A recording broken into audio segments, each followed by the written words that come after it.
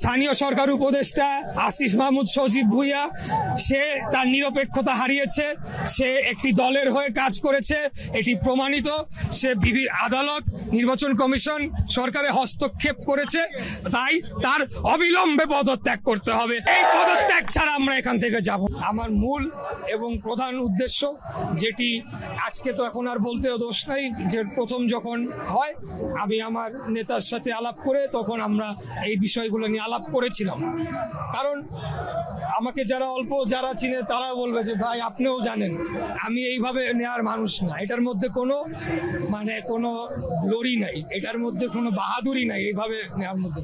আমি বিশ্বাস করি যদি আবার নির্বাচন হয়, আমি বিশ্বাস করি আবারও জনগণ আমাকে বিপুল ভোট দিয়ে জয়লাভ করে সেখানে বসাবে, যদি মহান আল্লাহ তাআলা চায়, এই বিশ্বাস আমার রয়েছে। কিন্তু যখন প্রক্রিয়াটি আমরা হাতে নিলাম তখন সরকারের পক্ষ থেকে যে বাধাগুলো আসতে থাকলো সেগুলা প্রথমে অযৌক্তিক, পরবর্তীতে রহস্যময়, এর পরবর্তীতে রহস্য উদ্ঘাটন আমরা করতে পারলাম। যার আলটিমেট বিষয়টি হচ্ছে, যেটি আমি বলার চেষ্টা করছি, যে এই বর্তমান অন্তর্বর্তীকালীন সরকারের যে ক্যারেক্টার হওয়ার কথা ছিল, একটা নিরপেক্ষ, অনেক তত্ত্বাবধায়ক নাম তো নাই, নিরপেক্ষ সরকার যার অধীনে সবাই সমানভাবে নির্বাচনে অংশগ্রহণ করতে পারবে, সেটা তারা হারিয়েছে। এবং তার কারণ সেখানে নতুন রাজনৈতিক দলের একাধিক প্রতিনিধিরা রয়েছে।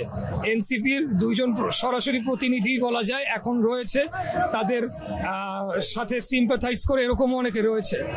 আর এখানে একটা উদাহরণ আছে, নাহিদ ইসলাম পদত্যাগ করে তিনি গিয়ে রাজনীতি করছেন, তার জন্য শুভকামনা রইল। উনি চলে গেলে এরা কেন এখনো রয়েছে? এটা এই জন্যই বলছি যে বাধাটা কিন্তু এদের মাধ্যমেই বিভিন্নভাবে প্রদান করা হয়েছে। বিচার বিভাগের উপরে হস্তক্ষেপ করার চেষ্টা করা হয়েছে। যেই ট্রাইব্যুনালে এই শুনানিটি হয়েছিল সেই জজ, তাকে বিভিন্নভাবে হুমকি ধামকি দেওয়ার চেষ্টা করা হয়েছে। তারপরে নির্বাচন কমিশনে হস্তক্ষেপ, সরাসরি ফোন করে হস্তক্ষেপ করা হয়েছে, যে নির্বাচন কমিশন হওয়ার কথা সম্পূর্ণ স্বাধীন, কেউ তার উপর হস্তক্ষেপ করতে পারবে না। আর ব্যুরোক্রেসি, অর্থাৎ পুরা ব্যুরোক্রেসিটাই তারা ডিকটেট করছে। তো এই অবস্থায় যদি আমরা একটা জাতীয় নির্বাচনে যাই, না হলে কি হতে পারে? আমাকেই তো তারা আমার প্রাপ্যটুকু আমাকে বুঝাই দিতে চাচ্ছে না। আমি তো এতক্ষণ আপনাকে কি বললাম, এতক্ষণ তো আপনাকে সেই জিনিসটি বুঝালাম যে তারা সম্পূর্ণ দলীয় হয়ে গিয়েছে এই সরকার। তারা কেন বিএনপিকে তার প্রাপ্যটা দিবে? তারা তো চাবেই যে বিএনপি কোনোভাবে শক্তিশালী না হোক, আগামী নির্বাচনের আগে তারা যাতে তাদের প্রভাব বিস্তার করতে পারে, সেজন্য তারা সিটি কর্পোরেশনে প্রশাসক নিয়োগ দেওয়ার প্রক্রিয়া করেছে, এমনকি ওয়ার্ড পর্যায়ে প্রশাসক নিয়োগ দেওয়ার প্রক্রিয়া করেছিল, যেটা আমি তখন জোরালো প্রতিবাদ করে তখন থামিয়েছি, দক্ষিণে পারে নাই। এটার উদ্দেশ্য হলো তারা যেহেতু নতুন দল, আমি যেটা মনে করি দেশব্যাপী তাদের সাংগঠনিক ভিত্তি নাই, তারা ঢাকা ভিত্তিক দল। তো এই ঢাকাতে সিটি কর্পোরেশন কেন্দ্রিক তারা যে দুর্নীতি বাণিজ্য, এটা একটা চ্যাপ্টার, আর প্রভাব প্রতিপত্তি বিস্তার করা সেটি আরেকটি বিষয়। এর মাধ্যমে আগামী নির্বাচনে তারা মনে করছে তারা ঢাকা থেকে বিভিন্ন আসন থেকে এদের সেন্ট্রাল নেতারা দাঁড়িয়ে তারা বিজয় লাভ করবে, কারণ তাদের এলাকায় মনে হয় অনেকের ঢুকতে একটু সমস্যা হয়েছে আর কি।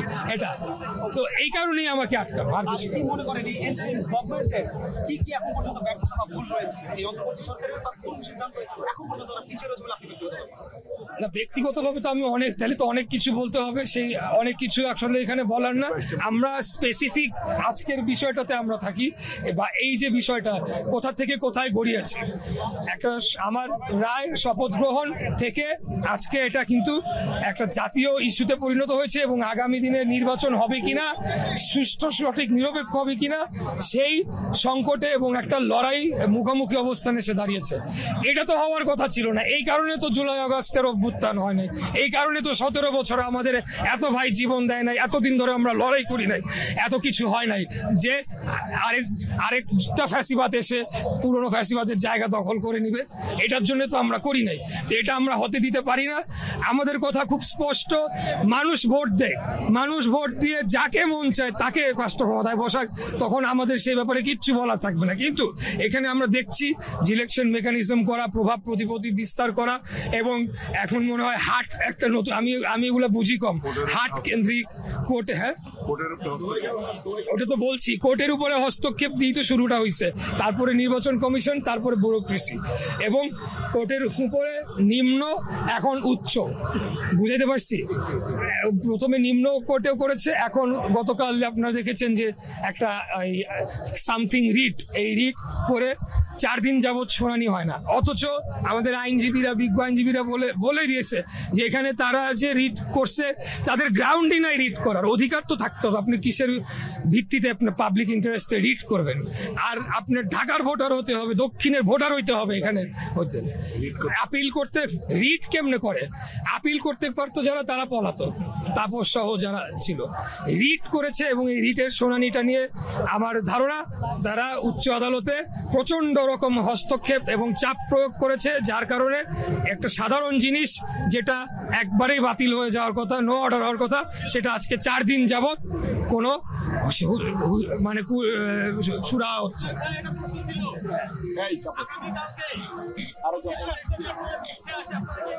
হ্যাঁ হ্যাঁ হ্যাঁ, যে দাবি নিয়ে আমরা এখানে এসেছি সেটি হলো স্থানীয় সরকার উপদেষ্টা আসিফ মাহমুদ সজীব ভুঁইয়া, সে তার নিরপেক্ষতা হারিয়েছে, সে একটি দলের হয়ে কাজ করেছে, এটি প্রমাণিত। সে আদালত, নির্বাচন কমিশন, সরকারে হস্তক্ষেপ করেছে, তাই তার অবিলম্বে পদত্যাগ করতে হবে। এই পদত্যাগ ছাড়া আমরা এখান থেকে যাব না, এই আন্দোলন ছাড়া। দ্বিতীয়ত, যদি আমরা আমাদের পক্ষে রায় পাই, সেটা আমি বলবো যে আইনের শাসনের বিজয় হয়েছে, এর বেশি কিছু না। আমি আবারও বলছি, এখানে মেয়র হওয়ার জন্য এই যে পুরো জিনিসটা, সেখানে আমি এইভাবে আগাই নাই যে আমার ব্যক্তি কোনো ক্ষমতার জন্য। এটা উদ্দেশ্য ছিল যে এই যে ঘটনাগুলো ঘটছে, আমরা তো সবকিছু রেখে দিয়েছি, আমরা জনগণকে দেখাবো, এটা বলবো যে একটা নিরপেক্ষ তত্ত্বাবধায়ক সরকার প্রয়োজনীয়তাটা আগামীতে আসতে পারে, সেই জন্য আমাদের এটা করা। কোর্টের উপরে হস্তক্ষেপ